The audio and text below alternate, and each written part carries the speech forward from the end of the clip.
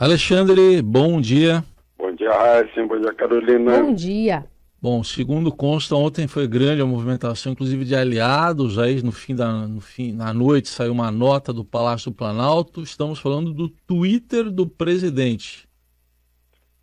Pois é, estão falando, mas não tem ninguém no Congresso nessa semana para a gente avaliar qual vai ser a consequência, né? A gente vai ficar sabendo na semana que vem, quando já tiverem passados alguns dias, e eu aposto que não daria em nada. Eu acho que o pior de tudo é a repercussão no exterior, né? Eu vejo que os jornais europeus, Estados Unidos, o New York Times chegou a dizer que deve ter sido revolta do presidente diante da cena e tal, só que não dava para botar uma cena dessas, né? Eu quando vi, olha, sinceramente, eu vi aquilo, pensei, uai, que museu de novo, né? Mas não era. Era a mesma aberração, enfim, essas imagens chocantes. Agora, a imagem do Brasil no exterior, que já é muito ruim, né?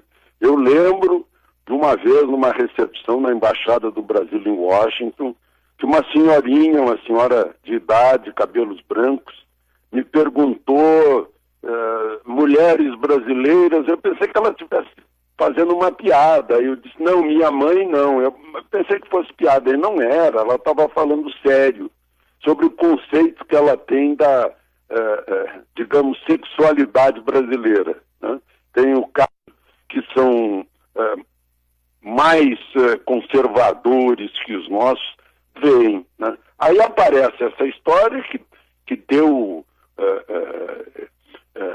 likes ou imagens no mundo inteiro através das redes sociais, e fica muito ruim para o Brasil. Por isso que o Palácio agora está lá se explicando, né? A consequência foi que a campanha da fraternidade lançada pela CNBB, da Igreja Católica, ficou assim em plano muito secundário, né? E até ironicamente a gente vê o que se destacou e o que não se destacou. É uma pena que aconteçam essas coisas ainda no nosso país. Na sua visão, não seria o caso talvez porque esse Twitter é uma conta pessoal do presidente antes dele ser presidente, né? Seria legal talvez separar as coisas ou fazer uma coisa mais oficial? Eu acho que não dá para separar. O presidente da República, eu lembro certa vez que eu fiz um comentário na Manchete criticando o presidente Figueiredo, que estava comendo chocolate escondido e ele estava proibido de comer. Ele ficou furioso porque eu estava invadindo a intimidade dele, e eu respondi, olha, não existe intimidade de presidente da República. O presidente da República é um homem público. O que diz respeito à saúde pessoal do presidente diz respeito à saúde pessoal, à saúde coletiva do país, a saúde política, a saúde do poder executivo. Então não dá para misturar, não dá para separar, né? As duas coisas são as mesmas, a pessoa e a instituição presidente da República. Certa vez o presidente Itamar Franco me ligou e eu respondi, como vai, presidente? Não me chama de presidente, me chama de Itamar. Eu sinto muito, eu vou continuar chamando o senhor de presidente. O senhor agora é presidente da República, e eu estou me dirigindo ao presidente da República e não à pessoa Itamar Franco. São inseparáveis, não adianta.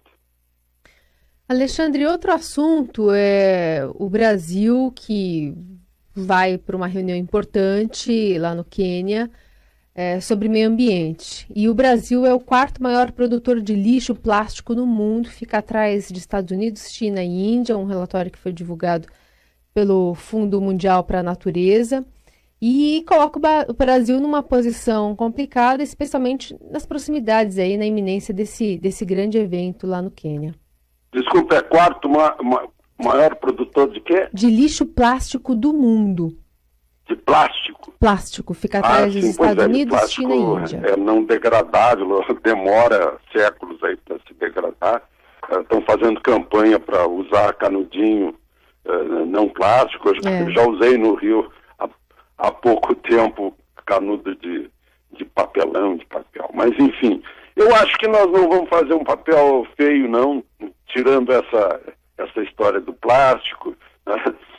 Tirando a história das barragens que despencam, né? Agora, se a gente olhar no macro, vai ver que, por exemplo, terras indígenas, que tanto falam, é 13% do território brasileiro.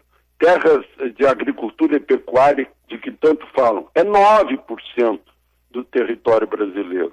Então tem muita coisa que precisa ser esclarecida no país a respeito da nossa proteção de meio ambiente. São Paulo se destaca por proteção do meio ambiente. Se a gente olhar o mapa de distribuição do solo, vai ver que os próprios proprietários de terra estão sim guardando aquela parte não desmatada, né?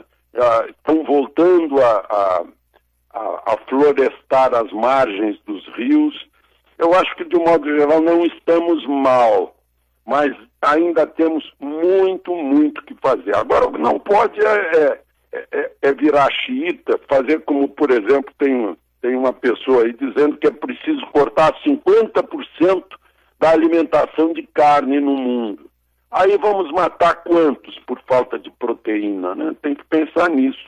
O Norman Borlaug, que é odiado por esses xiitas, ganhou o Prêmio Nobel da Paz em 1970 na Revolução Verde, que entrou com a genética no trigo, enfim, começou a revolução genética e aumentou a produtividade, aumentou, portanto, a produção, e aumentou a população e as pessoas se alimentaram. Agora, não dá para a gente esquecer também das teorias do Malthus, e Brasília é um modelo disso. Quanto melhor a qualidade de vida, né, mais atrai pessoas. Aí cresce a população e cai a qualidade de vida. Foi o que aconteceu aqui em Brasília, que está cercada de regiões que são verdadeiras favelas, né? Isso o Brasil vai ter que explicar lá em Nairobi. Depois, aliás, vão sair de Nairobi, vão para o Washington assinar convênios que dizem respeito à Amazônia. Alexandre, para a gente fechar, aproveitando o tema, até a Amazônia é alvo de muita atenção por questões ambientais, mas tem o tráfico lá também. Pois está se descobrindo assim, uma onda grande de tráfico, né, de cocaína e de maconha, que vem descendo o rio, né? Vem descendo o rio, faz uma parada como é o nome do município? Coari. O município de Coari faz uma parada, depois vai para Manaus, né? Por barco sempre, são 360 quilômetros até Manaus. Ontem apreenderam 10 quilos de maconha, né? Graças ao cão farejador desembarcando em Manaus. Anteontem, uma apreensão de 30 quilos de maconha, mais 1 quilo de cocaína, 2 sargentos da PM envolvidos, mais 4 homens, tudo vindo de Coari. Certamente há uma outra fase que vai da fronteira do Peru, da Colômbia, para Coari. E eu estive olhando esse município de Coari, de onde sai petróleo e gás, e não é pouco. O município, vejam só, um único município do Amazonas, do estado do Amazonas, tem o mesmo tamanho do estado da Paraíba. Então os problemas lá são gigantescos, e com a floresta, e com a dificuldade de transporte, só vai por água, aí o tráfico está se esbaldando por lá, né, para chegar ao porto de Belém e dali sair para Europa e Estados Unidos.